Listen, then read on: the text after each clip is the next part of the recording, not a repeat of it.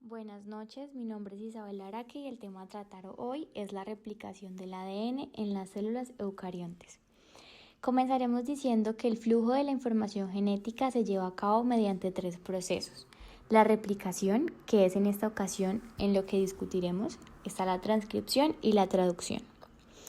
La replicación es uno de los elementos representativos en los mecanismos del flujo de la información genética. Estos mecanismos son los procesos moleculares que realiza un organismo con un molde de ADN. El propósito de estos procesos es sintetizar nuevas moléculas de ADN, ARN o proteínas. En la replicación explícitamente se sintetizan las moléculas de ADN. La replicación es un modo de conservar la información genética, asegurando una copia exacta del material genético en cada una de las células producidas por el ciclo celular. Las células eucariotas se replican a sí mismas y parte de esta replicación puede ser posible gracias a la habilidad de la célula para hacer copias idénticas de su ADN antes de dividirse.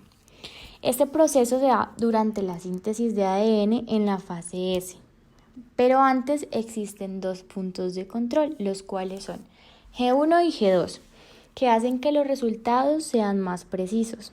El ADN es una molécula de dos cadenas enrolladas entre sí, formando una doble hélice. Las dos cadenas complementan entre sí ya que sus bases se unen mediante puentes de hidrógeno y son antiparalelas, lo que ', decir que una empieza en 3' y termina en 5', y la otra empieza en 5' y termina en 3'. Esto va a ser importante posteriormente cuando hagamos el proceso de la replicación. El ADN está compuesto por secuencias de desoxirribonucleótidos y están compuestos por tres elementos, que son un grupo fosfato, una pentosa o azúcar y una base nitrogenada. Tiene dos cadenas que se complementan entre sí y que propician la estructura secundaria del ADN, que es la doble hélice. La replicación de ADN se realiza para asegurarse que las futuras generaciones de células tengan la misma instrucción genética de la célula madre. El proceso de la replicación consta de tres etapas, las cuales son la iniciación, la elongación y la terminación. Los requerimientos claves para la replicación son el molde de ADN, los sustratos, las enzimas y demás proteínas que leen el molde y ensamblan los sustratos en una molécula de ADN.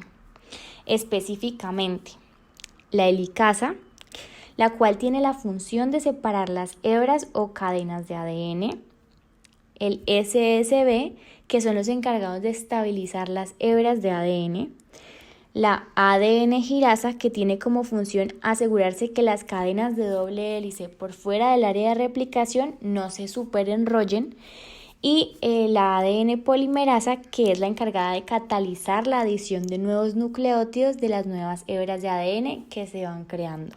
El primer paso para la aprobación de la replicación es la activación del origen de replicación, con el reclutamiento del complejo prereplicativo en la fase G1 del ciclo celular, el cual está conformado por 6 unidades, dos proteínas llamadas CDC6 y CDT1.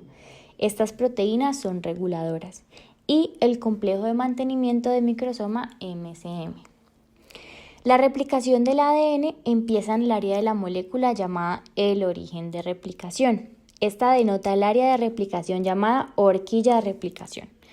En los cromosomas eucarionte específicamente existen múltiples sitios de origen de replicación, de los cuales la 10ª parte son efectivamente usados para construir los replicones, y cada replicón típico posee una longitud que oscila entre 20.000 a 30.000 pares de bases con una velocidad de horquilla de replicación de alrededor 1 kilobase por minuto. En la iniciación, la helicasa rompe los puentes de hidrógeno separando las dos hebras de la cadena de ADN. Ahí entran proteínas SSB a estabilizar las hebras de ADN. Cada hebra de ADN es un molde a partir de la cual se crea la otra cadena complementaria. Una enzima llamada primasa inicia el proceso. Esta crea una pequeña cadena de ARN que se llama primer. Este es el punto de inicio de la hebra complementaria. En la elongación, una enzima llamada ADN polimerasa 3 se une al primer y comienza a incorporar desoxirribonucleótidos que crearán la nueva cadena en sentido 5' a 3', lo cual es bueno para la hebra continua porque solo se necesita un primer.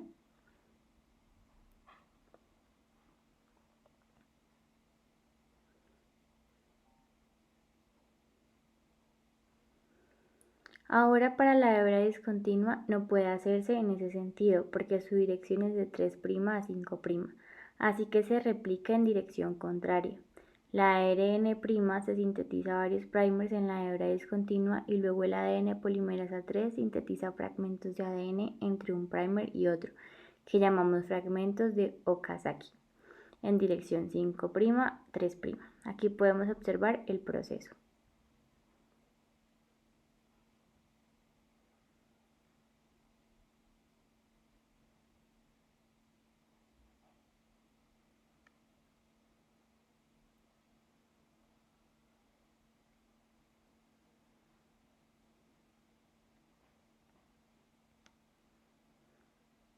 La exonucleasa elimina todos los primers de ARN y el ADN polimerasa 1 rellena los espacios en donde había primers de ADN.